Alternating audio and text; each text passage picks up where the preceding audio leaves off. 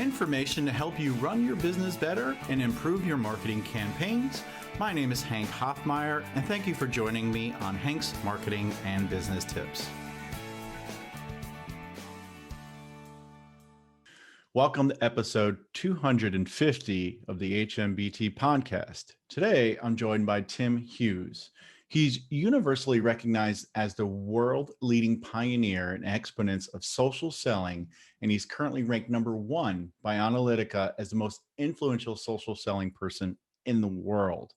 He's also co-founder and CEO of DLA Ignite and co-author of the best-selling books, Social Selling, Techniques to Influence Buyers and Changemakers, as well as Smarketing, a really cool word, How to Achieve Competitive Advantage Through Blended Sales and Marketing, both published by Kogan Page. Tim, welcome, and I appreciate you being on the show today because this is a term that I have not had really on my show yet, something called social selling. And I think people think they know what social selling is, but maybe we need to have a refresher and talk to you since you are world renowned. Thanks, Hank, and thanks for having me on. I'm really excited to be here and appreciate the time. To answer your question, I think a lot of people think that what we do is that we take what we've always done before and just move it on to social and start selling, and that's not that. Social selling, if you basically start trying to sell on social, it just annoys people, alienates people, and it makes you look desperate. I had someone today, a sales expert, send me a connection request, and I thought, I know what's going to happen next. Then within a couple of minutes, I basically got a pitch that she could help me. It was a she, basically train my team to build rapport. So I responded and saying, I know that, I said, just connecting with me doesn't mean that you build rapport with me. You need to have a conversation like we're having here. And we've had a conversation before we came here, so we kind of know each other. Social selling is actually you can use social to sell. Also, it's sometimes called digital selling, sometimes called remote selling, sometimes called virtual selling. We have sales teams that are doing the whole of their number, and in fact, their prospecting has gone up during the pandemic, not down. But they're not using it as a way of they're not selling directly on social. Would you say that using your social media channels to nurture to a sale rather than just posting is getting closer to social selling, but it's more about targeting a specific person rather than groups to build that rapport? Yeah, there's three things you need, Hank. First of all, you need a great profile. And if people want to know what a great profile looks like, I'm a modest Brit, but please come and have a look at mine. It's what we would call buyer-centric. So that what we know is that buyers don't like salespeople. They will avoid them. So anything that you have on your profile that makes you look salesy, basically immediately people will avoid. But people are looking for experts. They're looking for people that can help them. So what you should be doing is helping them. The next thing is that kind of answers your question is that most people on LinkedIn, their network is ex-colleagues and recruitment consultants, which if we're trying to sell something, doesn't really help us because we have no connection with that company. And we have no connection with the people in that company. So what we need to do is connect with people, but not do it in a salesy way. Because if we start saying things like, see if there's any synergies, immediately you smell like a salesperson and people will ignore you. Right. And so this is about what we always know about sales is created by conversations. It's not created by brochures or and what we're trying to do is have a conversation just like we're doing now. So when you connect with people, you do it in a way that is going to create a relationship, and it's going to create a conversation. The third thing you need is content. And the reason for that is that we know that people are going online and looking for content. They're looking for insight. They're looking to be educated. So, if we believe the figures from Gartner that people are 57% of the way through the buying process, whether it's 30% or 80%, 57%, it doesn't really matter. We know that people are going online and searching for stuff. Right. And what we're looking for is an expert, someone that can help them. They're looking for They're looking for insights. What is it that I can take back into the business that shows me as the client I know what I'm talking about? So if for example my background is selling accounting systems, so what I should be doing is creating content about the 5 things that financial consultants should be aware of. How to the ways that we should be looking at closing our books quicker. But things that are relevant to the organizations that you're selling to. You don't sell about your company or your product. They can go online and they can look that stuff up. If it's on your profile, they can read your profile. And this is the way that we get people to come. And ultimately what happens is that they will come to you. Now, to answer your question, if you've got those 3 things, then you can actually start reaching out and contact people. So the classic prospecting. But again, this is not about, hey, I'm Hank, I've got a great email system to sell to you. This is about you connecting with people and looking for and building a long-term relationship with them. Just as much as if you went to a networking meeting and you went up to somebody, you drink coffee, but I would drink tea, and you go up to them and say, hi, have you traveled far? Where you come from? Where did you go to school? What did you do? And you get them to talk, because people love talking about themselves. Right. Hey, that's what I'm doing here. Exactly. A lot of times when I speak from the stage, actually today I have a webinar and a workshop, and I'm recording this episode. I'm very busy today with speaking. But when I'm on this stage, I just love to give valuable information, and then the way to connect with me, and maybe an asset like you were mentioning at the end, a PDF download, a report or something. A lot of times I get people that reach out to me and ask me questions. Tamsin Webster, if you don't know her, follow her. She's really cool as far as speaking about different things to help you, with your business. But she talks about when she's on stage, she wants to get people over the no-hole. Like, in other words, I'm not interested. This person's probably going to sell me. But if you can get them past that and say, oh my God, this person's actually just providing value. Let me listen. And I'm interested in what they're doing. Maybe they'll reach out. Then I'm going to have those conversations, usually on LinkedIn, or they'll email me. At what point would you consider mentoring into social selling? Once they reach out to me and we start having a back and forth dialogue? Well, I mean, some people say to me, how many times you go on LinkedIn? How many times a day? I mean, once, which is I go in and first thing in the morning, and I'm in there all day.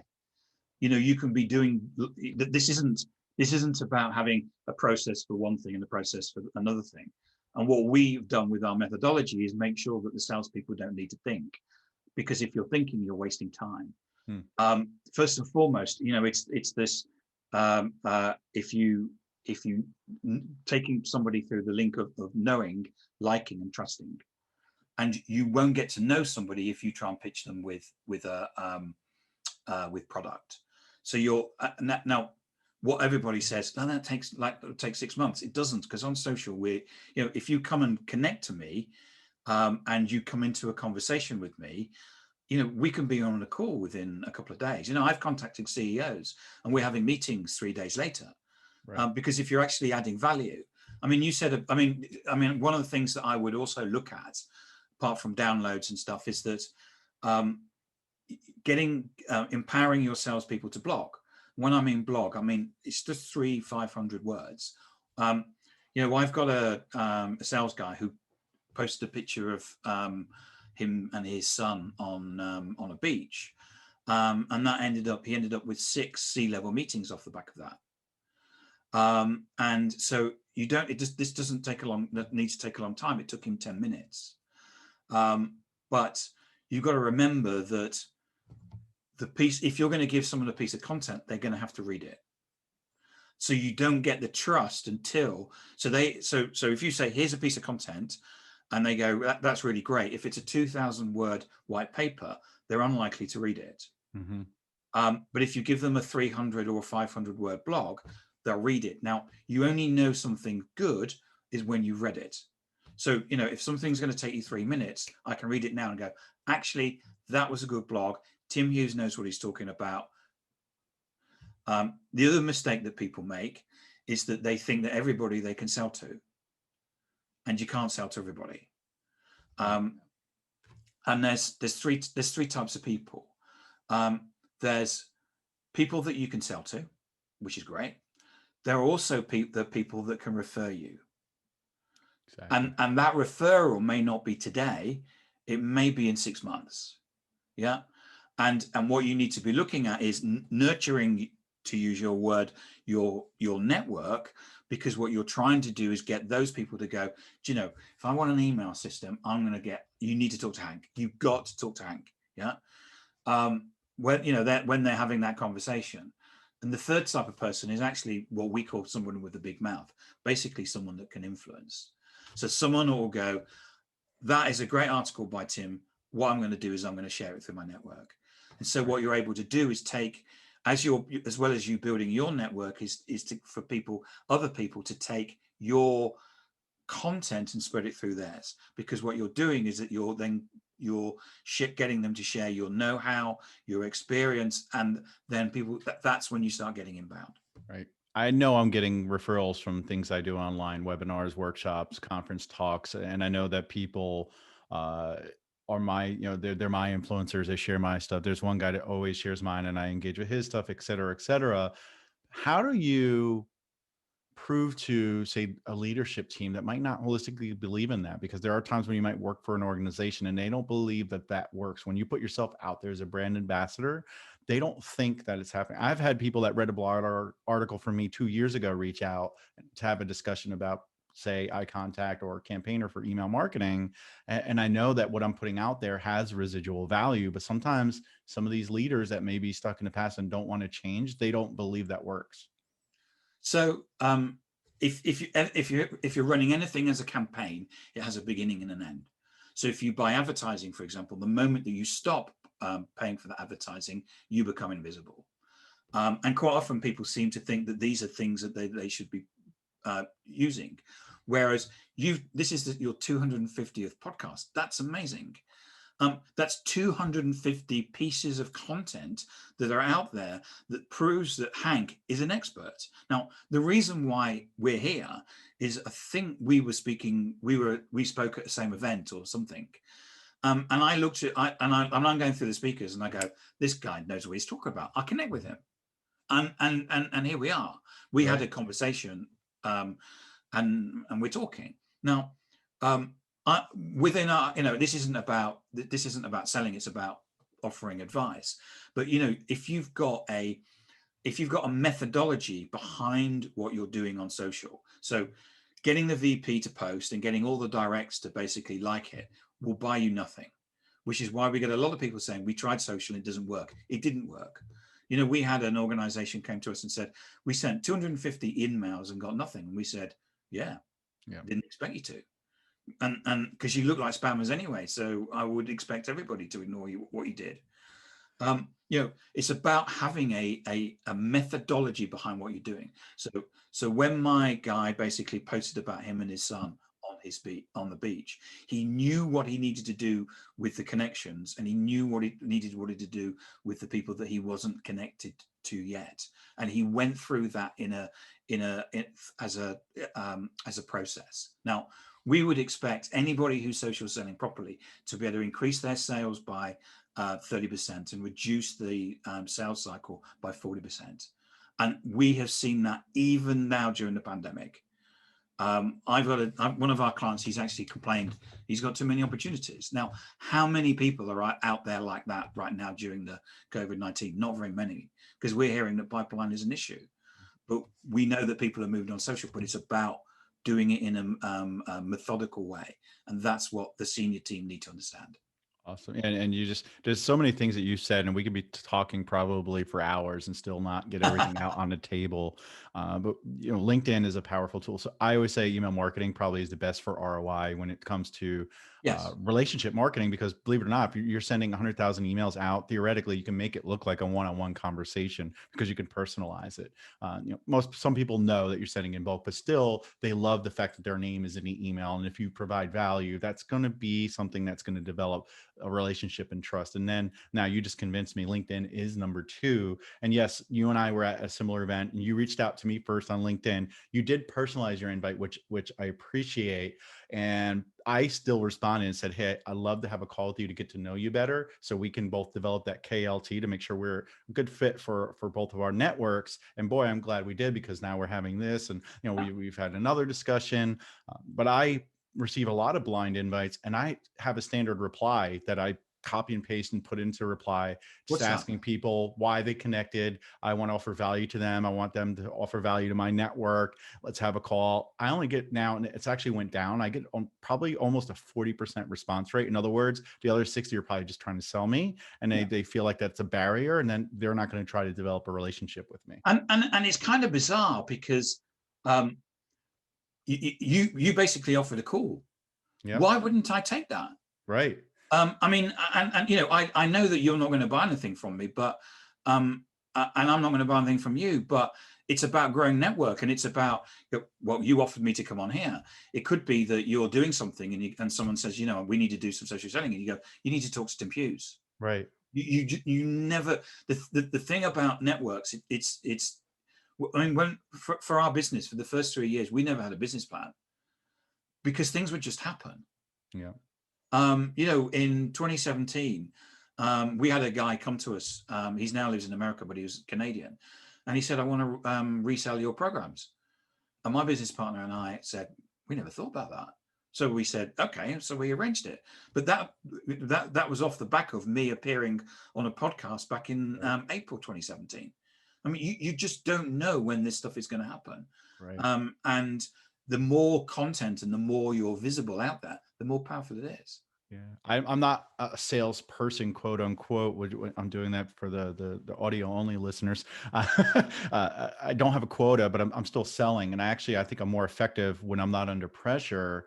But I may not need your services, like you said, but maybe there are people that will listen to this episode, or maybe I'll share some content of yours on LinkedIn, and that person might need somebody exactly like you, and they're going to reach out to you, or maybe simply buy your book. And that's what social selling is all about. And it's that breadth and depth of relationship building and getting influence out there so that you can develop that pipeline of people that want to say, hey, I want to find out more about this person so that I can trust them. And maybe if I need to talk to them about something, I will, if I need their services or product. And then lastly, like you said, there's that residual value, which is something that is invaluable. And I think more and more people need to be doing social selling the correct way and learn how to do it more effectively. Yeah, I mean, there's a guy who's on LinkedIn called Simon Kemp, who does he does some research for Hootsuite and We Are Social, and it comes out every 6 months. I'm expecting one in October, but in terms of the April one, the research shows that there's now 4.57 billion people, 60% of the world's population use the internet, and 3.96 billion, which is 51% of the world's population, on social media, and they're active people on social media. Right. And that's the first time. It's a tipping point where we've moved from people. There are now more people on social than not on social. And from a search perspective, while you know it's in the age group of 16 to 24, they now use social ahead of things like Google and search engines, because most of those people actually know what they're searching for.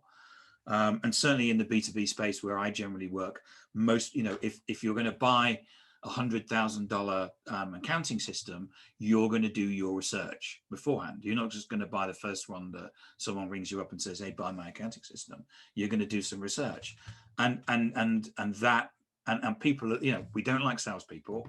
We're looking for people that can help us, and that's how you need to position yourself on social. Yep. Yep. That's that person that's going to provide value and assist. I'm always willing to say, let's find the right email service provider that fits you. It might not be the companies I work for. We might not be a good fit. And we could talk about that, because holistically, I want small and medium-sized businesses to succeed using email marketing. That's my goal.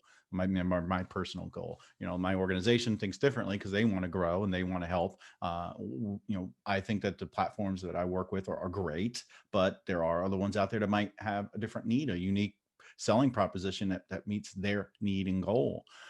I want to shift really quickly because LinkedIn just launched stories, right? Especially in the mobile device, kind of like Instagram, kind of like TikTok, you know, video, short 20-second videos. Do you feel that that is a good addition to LinkedIn for people that are using social selling, or is it more of a novelty item? Probably a bit of both. I mean, what we've done is that we've just recently created a pyramid of content, and in terms of engagement. So starting at the bottom with advertising and corporate content, which is kind of interesting, but doesn't get a lot of engagement, right up to the top of basically humanized content, which will always get the most engagement. Doesn't mean that you need to do it all the time, but and stories basically fits within the humanized content. For example, I could take a photo of us, take a selfie of us online, and basically post that on my LinkedIn profile. Right. And I think what's happening is that there are certain people that are complaining that LinkedIn is becoming more like Facebook. But we've always said to those people, well, have you never taken a customer for a drink or to a football match or a hockey game? Or and why did you do that? Well, I want to get them to know them better. Right. Well, I want to know the real them. Right. And it's the same with on LinkedIn. People want to know the real you. So I think there's a certain amount of vanity around the stories, but there's a certain amount of it's something that you can use within the marketing mix. Right. I think it's great for two reasons. And exactly like you said, I think you can take some more of your personal stuff, put it into your stories, like, oh, it's my daughter's birthday kind of thing, and not have to worry about tying it into something business related. Like she learned a valuable lesson on her birthday that, you need to be organized or something like that. You could just say, hey, having fun with my daughter on her birthday, etc. And then also it's just short form snackable content, which I'm good at. And that's how this podcast started. It was short 2-minute tips and tricks. I might actually move to that. I'm thinking about winding this podcast down because number one, I've never monetized it. I don't have plans to monetize it. It's really more started out as a way for me to become a better speaker, to listen to my filler words while I'm editing. And then I just said, you know what, this is valuable. People like getting this information to content. And I enjoy the interviews that I move to later on, but it's a lot of work to do the editing, line up have a podcast and all that stuff. I'm thinking about winding it down. So folks, if you're listening, if you really value this, let me know, because maybe that'll change my mind. Maybe I'll continue doing it if you're getting that much value out of it. But if I hear crickets, I'm probably going to think, people are consuming it or are listening 5 minutes of it, not 20. I might wind it down. And if there's people listening, suggest to Hank some people to have on, because I mean, the thing is it does take a lot of time. And there are a lot of interesting people out there, but and it's great. I mean, anybody out there, you learn so much and meet so many interesting people. And I think the hardest part is getting found when you have a podcast. Sometimes if people, I think people find it through referrals, but I don't advertise. I don't, have advertisers. Therefore, I don't get a lot of traffic from outside sources. People stumble upon it, hear about me, or maybe during a show I'm doing. That's how they hear about me. I don't have a huge audience, but I'm not going to say it's horrible either. But it's just at the point where I'm thinking about, is it valuable enough for me to keep doing this? Because it does take a lot of time, but I'm willing to. So convince me, folks.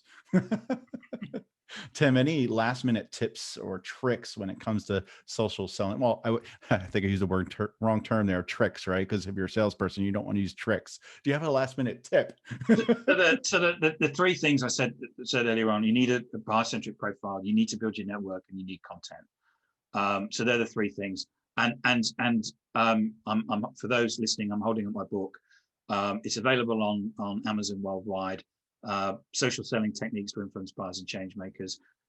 It was written in a way to give salespeople a handbook. And it's not about my journey, and it's not about how to use LinkedIn. It's about social selling, and I've got people that have read it 3 times, 4 times, 5 times, and they've got post-it notes and stuff like that.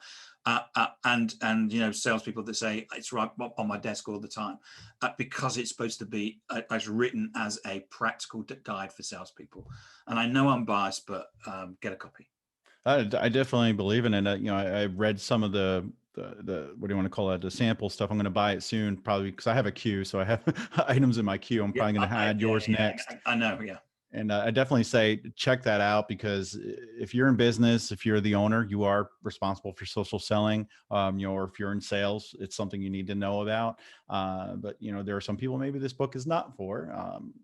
And that's okay. Like small retailers, right? You are doing social selling to an extent, but maybe not ready for social selling. But when you are, buy the book. It's interesting because we have BMW as a client, I mean, but that's a considered purchase. Right. But you know, people are, you know, I know people that are selling. Well, they're not at the moment because it's travel industry, but people who are selling ski chalets and stuff like that, because the people that were buying or wanting to go into ski chalets were on LinkedIn. Yeah. So they were going where their customers were. So while that was B2C, in a way, it's kind of B2B, if you see what I mean. And some people might not think about that because, you know, when people, especially professionals, start to get stressed out and they get burnt out, you know, what do they want to do? They want to have a vacation. They want to rest and relax. And no Yeah. better way to do it than to get on LinkedIn and talk to people how you can help resolve that, especially if you have an Well, awesome LA.